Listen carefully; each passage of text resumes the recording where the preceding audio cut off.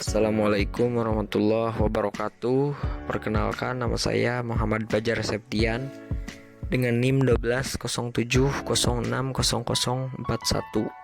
Saya berasal dari Agroteknologi 4B.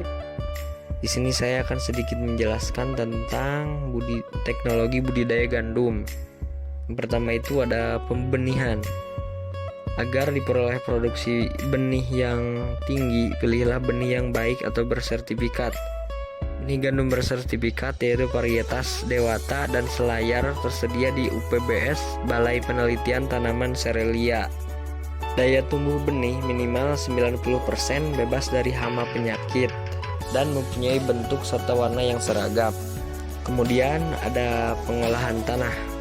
Pengolahan tanah untuk tanaman gandum hampir sama dengan tanaman padi, gogo, atau palawija lainnya.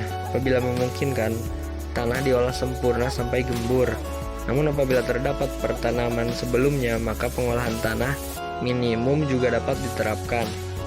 Sebaiknya lahan dibuat dalam bentuk bedengan dengan lebar 2 cm dan panjang menyesuaikan kondisi lahan. Jarak antar bedengan yang dianjurkan adalah 50 cm. Kemudian yang selanjutnya ada penanaman. Setelah bedengan selesai dibuat, maka selanjutnya adalah membuat alur pada bedengan. Kedalaman alur atau larikan sekitar 5 cm dengan jarak antar larikan 25 cm. Selanjutnya benih disebar merata dalam larikan dan ditutup dengan tanah. Untuk mencegah hama, maka sebelum ditutup dengan tanah, di sekitar benih ditaburi furadan secukupnya. Kemudian yang selanjutnya ada pemupukan. Kebutuhan pupuk gandum adalah urea 200 kg per hektar, SP 36 200 kg per hektar, serta KCL 100 kg per hektar.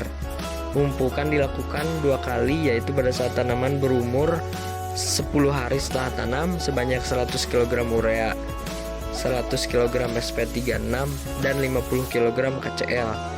Pemupukan kedua dilakukan pada saat tanaman berumur 30 hari setelah tanam dengan dosis yang sama. Kemudian yang selanjutnya ada penyiangan dan pengairan. Penyiangan dilakukan sebanyak 2 kali, yaitu pada umur 15 dan 28 sampai 30 hari setelah tanam. Penyiangan dilakukan secara manual, adapun pemberian air dilakukan dengan menyesuaikan kondisi hujan. Gandum tergolong tanaman yang tidak memerlukan banyak air. Kisaran kebutuhan air per musim adalah 254 sampai 400 mm. Pemberian air dilakukan apabila tidak ada hujan, yaitu dengan cara menggenangi saluran di